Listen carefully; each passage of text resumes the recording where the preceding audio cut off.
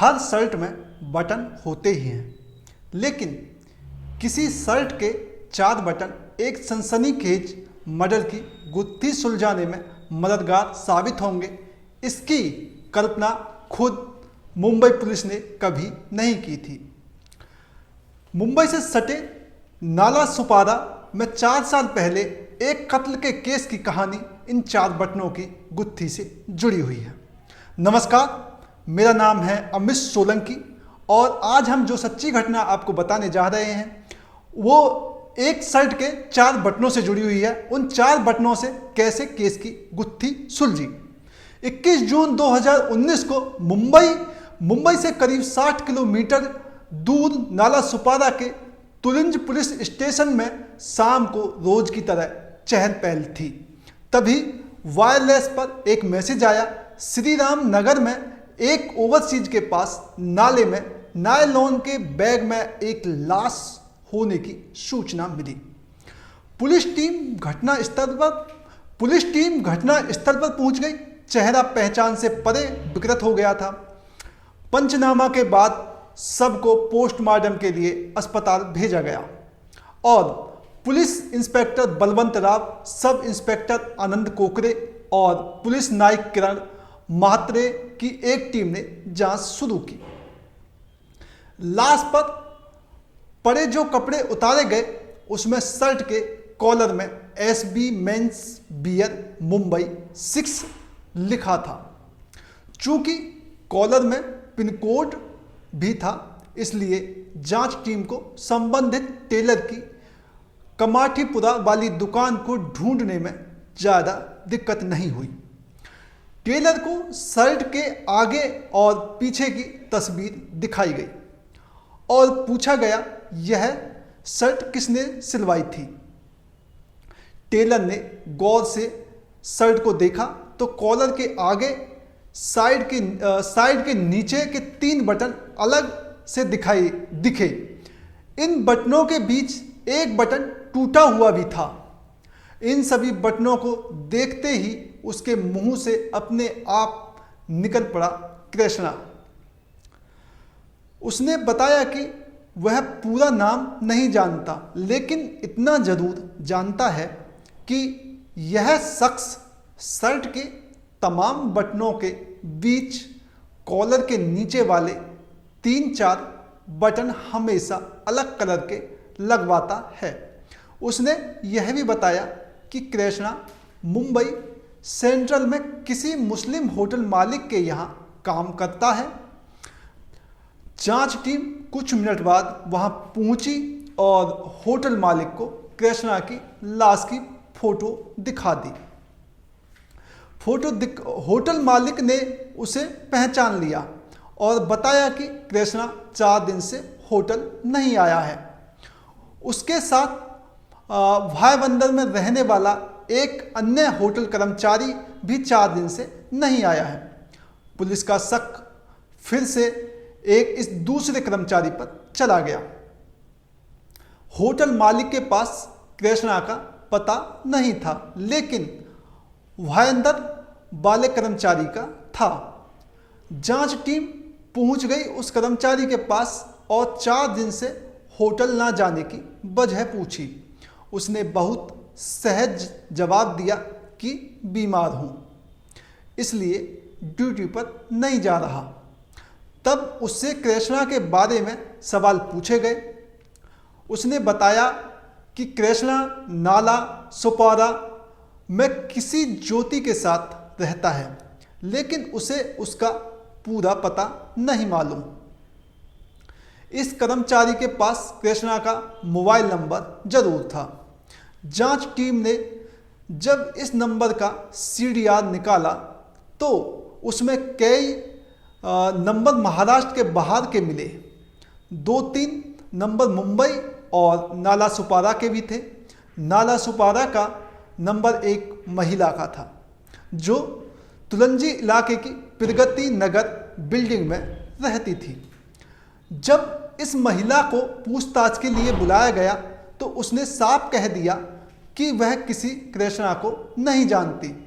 उसने सबूत के तौर पर पुलिस को अपना मोबाइल सेट ही दे दिया कि आप लोग खुद चेक कर लो कि क्या उसमें कृष्णा को कभी किया कोई कॉल दिख रहा है। जब पुलिस नायक किरण मात्रे ने इस महिला के सामने सीडीआर की डिटेल रख दी, जिसमें उसका कुछ दिन पहले का नंबर दिख रहा था, तो महिला को एकाध याद आया कि कुछ दिन पहले ज्योति ने उससे किसी अर्जेंट कॉल करने के बहाने मोबाइल लिया था। महिला ने कहा संभवत है कि ज्योति ने उसके मोबाइल से कॉल करने के बाद वह नंबर डिलीट कर दिया होगा। चूंकि होटल के दूसरे कर्मचारी के बाद अब इस प्रगति नगर वाली महिला के मुंह से भी ज्योति नाम निकला, तो जांच टीम के सामने सवाल था, आखिर यह ज्योति है कौन, रहती कहाँ है। प्रगति नगर की महिला ने जवाब दिया, इसी विंग के ऊपरी माले पर। जांच टीम जब ऊपर वाले फ्लैट में पहुंची तो वह बंद था। फौरन फ्लैट का दरवाजा तोड़ा गया। अंदर जाने पर घर एकदम साफ मिला, लेकिन कुछ दीवारों को देखकर टीम को लगा कि इसमें चंद जगह पेंट कुछ दिन पहले ही कराया गया है। चूंकि पेंट पूरी दीवार पर नहीं कराया गया था, इसलिए शक और गहरा गया।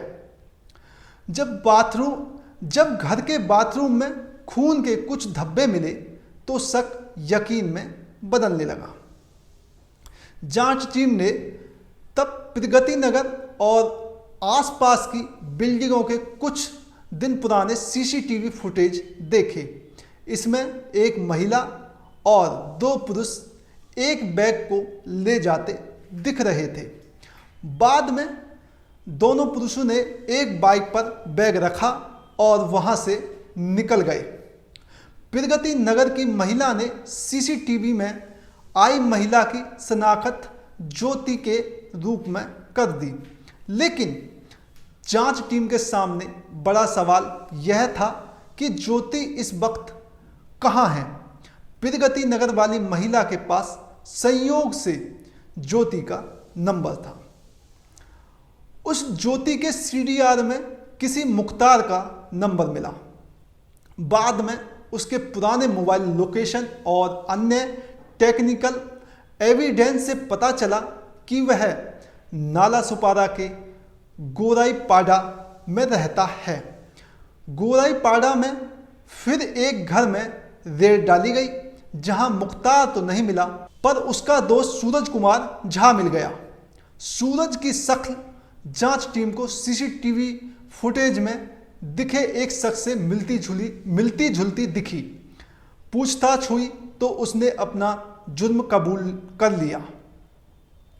सूरज ने बताया कि उसने कृष्णा के कत्ल में मुख्तार और ज्योति की मदद की थी, लेकिन लाश नाले में फेंकने के बाद दोनों कहाँ गए उसे नहीं पता।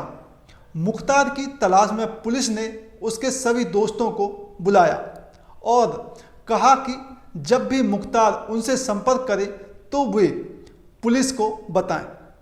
वारदात के करीब एक महीने बाद मुख्तार ने अपने ऐसे ही एक दोस्त को फ़ोन किया कि इस बार वह मोबाइल की ईएमआई नहीं भर पाया है, इसलिए वह जमा कर दे। दोस्त ने तत्काल पुलिस को सूचित कर दिया। उस नंबर की लोकेशन गाजियाबाद की थी। पुलिस टीम ने मुख्तार और ज्योति को गाजियाबाद से गिरफ्तार कर लिया। पूछताछ में सामने आई कहानी के मुताबिक ज्योति यूपी के महाराजगंज के एक पुलिस वाले की बहन है। उसका वहां एक लड़के के साथ अफेयर था। जनवरी 2018 में वह उस लड़के के साथ भागकर लखनऊ आ गई, लेकिन लखनऊ में लड़के को डर लगा कि ज्योति का भाई उसे छोड़ेगा नहीं, इसलिए डर के मारे वह वापस महाराजगंज चला गया। ज्योति इस पर फूट फूट कर रोने लगी। लखनऊ में उसके पास से गुजर रहे कृष्णा सहानी से जब उसका रोना देखा नहीं गया तो उससे इसका कारण पूछा। बाद में दोनों को एक दूसरे से प्यार हो गया। कृष्णा ज्योति को मुंबई ले आया। दोनों नाला सुपारा की ओसवाल नगरी में रहने लगे। एक दिन कृष्णा को ज्योति से ही पता चला कि उस पर यूपी में 30,000 रुपये का इनाम है। उसे लालच आ गया और उसने यूपी में फ़ोन कर दिया। बाद में नशे में उसने यह बात ज्योति को भी बता दी। ज्योति ने तब कृष्णा को हड़काया। कृष्णा को भी अपनी गलती का एहसास हुआ। दोनों ने ओसवाल नगरी वाला घर छोड़ दिया और नाला सुपारा में संतोष भवन में शिफ्ट हो गए। संतोष भवन में मुख्तार के मामा का घर है। मुख्तार का इस बहाने वहां पर आना जाना था। उसी बहाने उसकी दोस्ती ज्योति से हो गई और बाद में प्यार में बदल गई। ज्योति इस दौरान कृष्णा की 30,000 रुपये के लिए उसकी टिप देने वाली कहानी भी नहीं भूल पाई थी। इसलिए मई महीने में जब कृष्णा कैटरिंग के काम से 1 महीने के लिए पुणे गया तो ज्योति मुख्तार की सलाह पर उसके साथ संतोष भवन से निकल ली और प्रगति नगर में शिफ्ट हो गई। इसी दौरान उसने प्रगति नगर वाली महिला के मोबाइल से कृष्णा को फ़ोन किया था। 1 महीने बाद जब कृष्णा वापस लौटा तब उसे पता चला कि ज्योति तो प्रगति नगर में शिफ्ट हो गई है। वह जून 2019 के तीसरे सप्ताह में वहां पहुंचा। उसने ज्योति के साथ बदतमीजी की, मारपीट की और फिर शराब के नशे में उसी घर में सो गया। ज्योति ने मुख्तार को पूरी बात बताई। गुस्साए मुख्तार ने सोते हुए कृष्णा के चेहरे पर हथौड़ी से हमला कर दिया, जिससे उसकी मौत हो गई। इसके बाद मुख्तार ने अपने दोस्त सूरज को मदद के लिए बुलाया और फिर तीनों ने लाश को ठिकाने लगा दिया। हालांकि अतरंगी बटनों ने उन्हें पकड़वा दिया। अब ये पुलिस की गिरफ्त में है और अब आगे क्या कार्रवाई हुई है ये अभी जेल में है और केस कोर्ट में चल रहा है। नमस्कार, सावधान रहिए, सतर्क रहिए और क्राइम आजकल देखते रहिए।